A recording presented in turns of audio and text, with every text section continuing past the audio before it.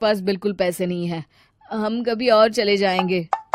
देखिए जी, मैंने सभी सहेलियों से कह दिया है कि मैं बाहर घूमने जा रही हूँ। अगर मैं नहीं गई तो सब मुझ पर हंसेंगी। आप कहीं से भी पैसों का इंतजाम कीजिए जी। इतना कहकर रमेश की पत्नी वहां से चली जाती है। वहीं दूसरी तरफ रमेश की माँ भी तीर्थ यात्रा जाने की जिद करती है और रमेश से पैसे मांगती है। फिर अगले दिन रमेश एक सेठ से पैसे उधार लेकर अपनी पत्नी और बेटे को घुमाने ले जाता है और अपनी माँ को भी तीर्थ यात्रा पर भेज देता है। लेकिन जैसे ही रमेश अपनी छुट्टियां बिताकर वापस आता है, कर्जदार उसका जीना मुश्किल कर देते हैं।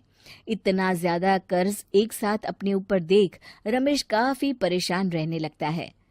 फिर एक दिन राजू की स्कूल की फीस वक्त पर न भर पाने के कारण रमेश को स्कूल में बुलाया जाता है।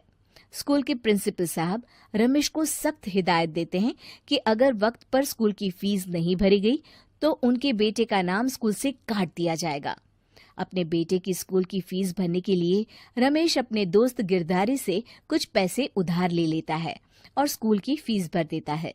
रमेश की माँ और उसकी पत्नी खर्चे और घर की जिम्मेदारी संभालते संभालते धीरे धीरे रमेश पूरी तरह कर्ज में डूब जाता है। और तभी एक दिन दफ्तर में काम करते समय रमेश की तबीयत अचानक बिगड़ जाती है और वो बेहोश होकर गिर पड़ता है। उसे जल्दी से पास के एक अस्पताल में भर्ती कराया जाता है। रमेश के घर वालों को ये बात पता चल जाती है तो वे सभी अस्पताल पहुंचते हैं।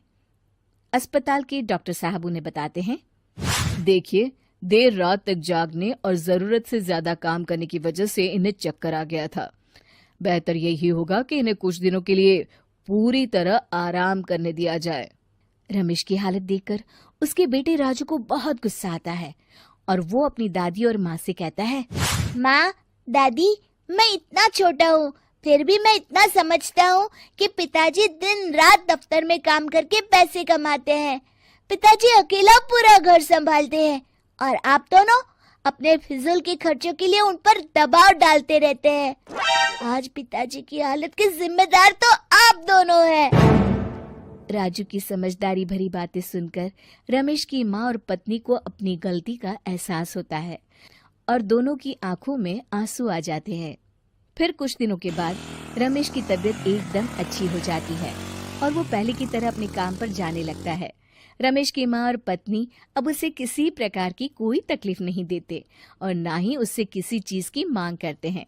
फिर देखते ही देखते रमेश अपने कर्ज के सारे पैसे चुका देता है। उसकी जिंदगी पहले की तरह अच्छी हो जाती है और वो अपने परिवार के साथ खुशी खुशी रहने लगता है। शिक्षा, हमारे रिश्ते एक तराजू की तरह होते हैं जिसकी दोनों ओर जिम्मेदारी और समझदारी का वजन बराबर होना चाहिए।